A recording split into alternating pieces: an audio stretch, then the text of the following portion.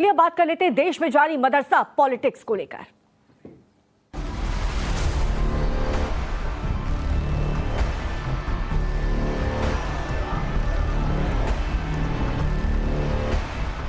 मजहबी शिक्षा पर महाभारत, योगी फॉर्मूले से आई नई आफत। मुख्य धारा से अगर जोड़ना है हमको तो अनुदान को रोकना है, क्वांटिटी से क्वालिटी की तरफ जाना होगा।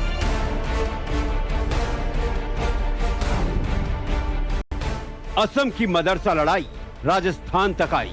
क्या धर्मनिरपेक्ष राज्य में सरकारी अनुदान से धार्मिक शिक्षा दी जा सकती है क्या?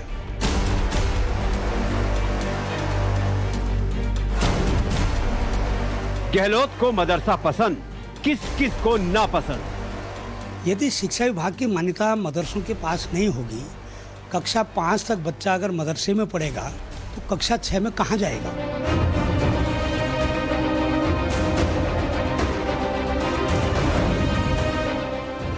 मदरसों के अस्तित्व पर गहराया संकट। जितने भी मजहबों के इदारे हैं, क्या आपने उनकी भी लिस्टिंग करी है? अगर नहीं करी तो क्यों नहीं करी?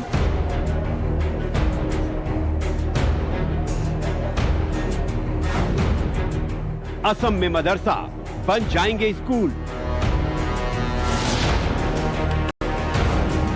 राजस्थान में मदरसों पर उठे सवाल। कुरान के साथ साथ और आज की मौजूदा साइंस को जब पढ़ेंगे तो उससे उनको सहूलत होगी और आसानी होगी।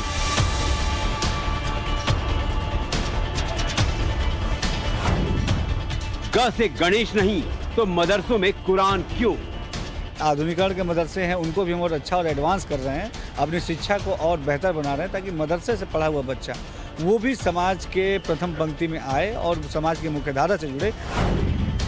मदरसों पर राजस्थान में बीजेपी वर्सेस कांग्रेस।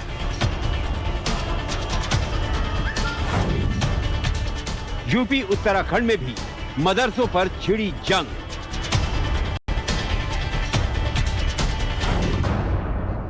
मजहबी शिक्षा पर महाभारत।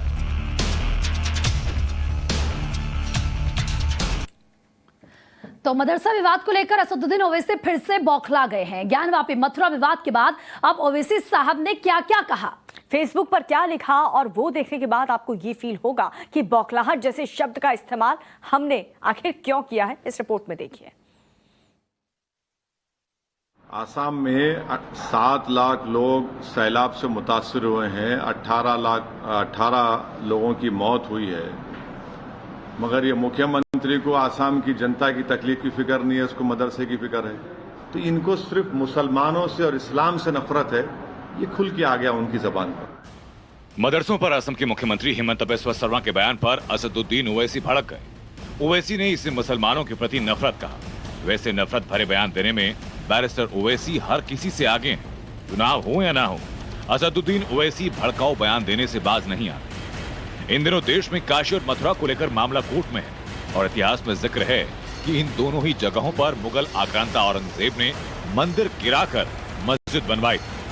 मुगल काल के क्रूर शासक औरंगजेब पर चर्चा हुई तो ओवैसी ने फेसबुक पोस्ट के जरिए फिर नफरत भरे भड़काऊ शब्द लिख दिए। ओवैसी ने लिखा, मुगलों का भारत के मुसलमानों से कोई रिश्ता नहीं, लेकिन ये बताओ कि मुगल बादशाहों की बीवियां कौन थी। इस पोस्ट के जरिए ओवैसी ने हिंदुओं के प्रति अपनी नफरत जाहिर की और महिलाओं की गरिमा को ठेस पहुंचाने की कोशिश की। ओवैसी ने ठीक वही काम किया जो आज से 350 साल पहले औरंगजेब ने किया था। फर्क बस इतना कि औरंगजेब ने मंदिर तोड़े थे और ओवैसी ने मर्यादा की सीमा तोड़ी। बीजेपी नेता और मध्य प्रदेश के गृह मंत्री नरोत्तम मिश्रा ने ओवैसी की तुलना भस्मासुर से कर दी। दरअसल मुसलमानों के भस्मासुर हैं ये ओवैसी। पहले खाई डाल दी, अब नारी अस्मिता पर ही सवाल उठा दिया। इसमें अपना सम्मान समझते हैं, नारी की अपमान में वो। खुद को देश के मुसलमानों का स्वयंभू मसीहा मानने वाले ओवैसी को हकीकत पता होनी चाहिए कि इस देश के मुसलमान उन्हें खुद अपना नेता नहीं मानते। अगर उन्हें यकीन न हो तो हालिया विधानसभा चुनाव के आंकड़े उठाकर देख लें। असदुद्दीन ओवैसी दूसरों पर नफरत फैलाने का आरोप लगाते हैं, लेकिन सच्चाई ये कि उनकी जुबान से हमेशा कट्टरता की बू आती है। Bureau report, times now Navbharat. और इधर मदरसों को लेकर के भी राजस्थान में सियासी बवाल जारी है। बीजेपी नेताओं और पूर्व शिक्षा मंत्री ने मदरसों को बंद करने की मांग कर दी है और आरोप लगाया है कि सरकारी अनुदान पर मदरसे धार्मिक शिक्षा दे रहे हैं। गहलोत सरकार ने पलटवार किया है और कहा कि बीजेपी माहौल खराब कर रही है।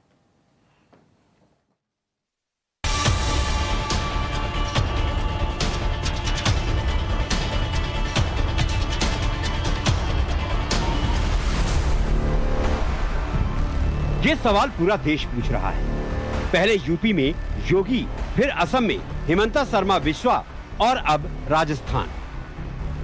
उत्तराखंड में भी मदरसों के अस्तित्व पर खतरा मंडराने लगा है। राजस्थान में मदरसों पर जारी जंग के बारे में हम आपको दिखाएं, उससे पहले उत्तर प्रदेश के मुख्यमंत्री योगी आदित्यनाथ का मदरसा फॉर्मूला आपको बता देते हैं, जहां से मदरसों के अस्तित्व पर सवाल उठना शुरू हुआ। दरअसल मुख्यमंत्री योगी ने 6 दिन पहले मदरसों पर एक बड़ा फैसला लिया। फैसला था नए मदरसों का अनुदान बंद। मुख्यमंत्री योगी ने वर्ष 2016 में अखिलेश सरकार द्वारा मदरसों को अनुदान देने के लिए लागू की गई नीति को खत्म कर दिया। आदरणीय योगी सरकार ने 2017 में जब हम सरकार में आए और 22 के बीच में हमने आधुनिकीकरण किया है, हमने मॉडर्न एजुकेशन लागू की है, एनसीईआरटी की पढ़ाई लागू की है।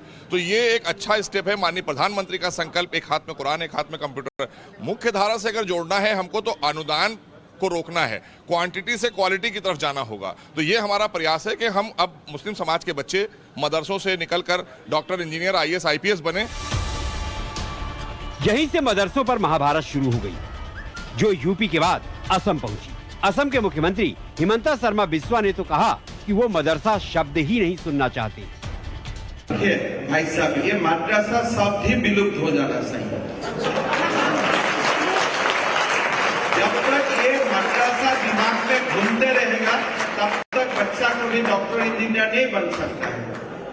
अगर बच्चा को आप स्कूल में जाने का समय आप पूछ लेता है कि बेटा तुम मदरसा जा रहा है, तुम जुनाब बनेगा इस रास्ते से, तुम डॉक्टर नहीं बनेगा, तो कोई बच्चा मदरसा नहीं जाएगा। भारत के मुसलमानों के स्वघोषित मसीहा असदुद्दीन ओवैसी को असम के मुख्यमंत्री हिमंता शर्मा बिस्वा की मदरसों पर राय खल गई और उन्होंने अपने अंदाज में जवाब दिया। महाभारत यहीं तक नहीं रुकी।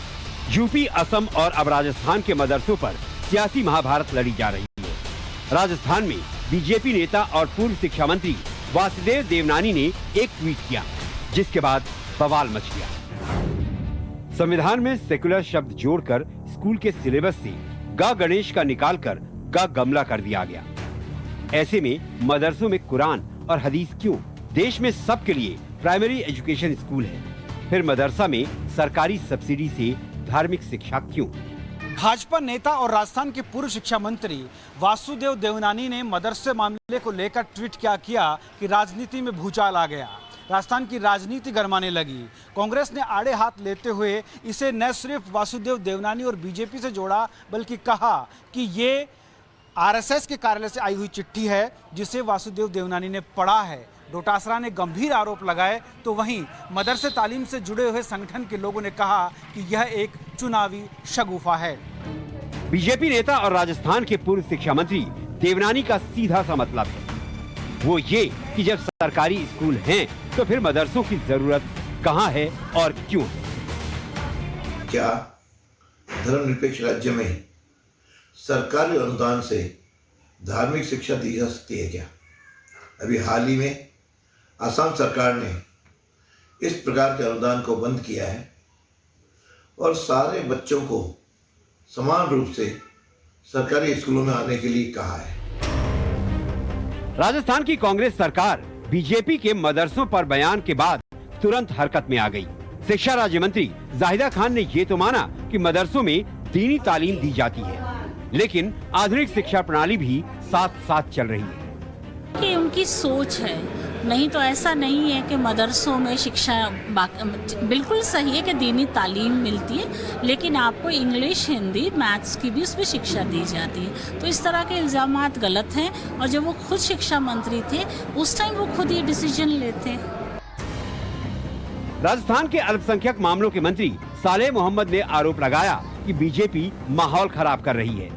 मदरसों के बच्चों को भी शिक्षा का अधिकार है। राजस्थान में अल्पसंख्यक मामलों के मंत्री सालेह मोहम्मद ने केंद्र सरकार को घेरे में लिया और कहा, मदरसों को बंद करने से पहले केंद्र सरकार अल्पसंख्यक मामलों के विभाग को बंद करे, क्योंकि अल्पसंख्यक मामलों के विभाग के 15 सूत्री कार्यक्रम के तहत ही मदरसों को मदद दी जा रही है। राजस्थान में गहलोत सरकार ने कुछ महीने पहले मदरसों के नवीनीकरण और आधुनिकीकरण को लेकर आर्थिक मदद का फैसला किया था।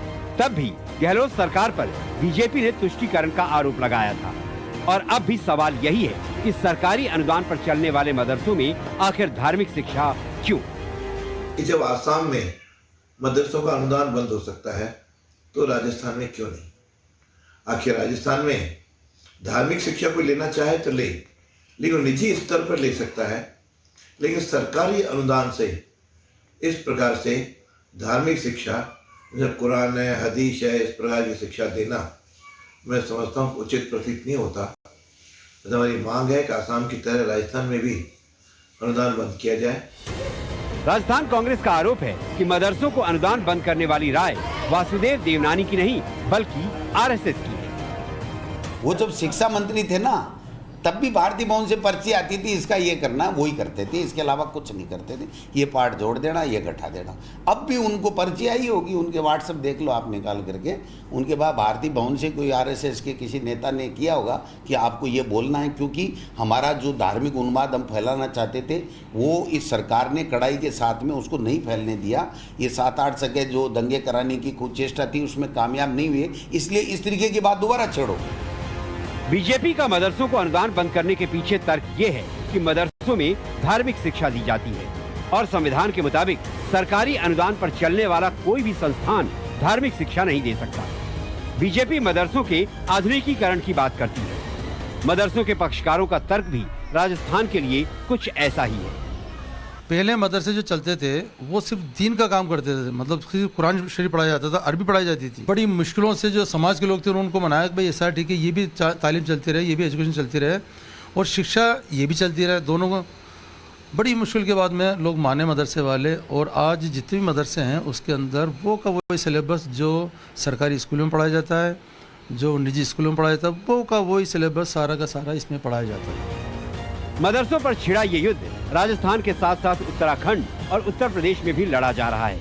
मदरसों को चलाने वाले सरकारों के अनुदान बंद करने के फैसले की मुखालिफत कर रहे हैं, तो कांग्रेस भी मदरसों को अनुदान बंद करने के फैसले के खिलाफ।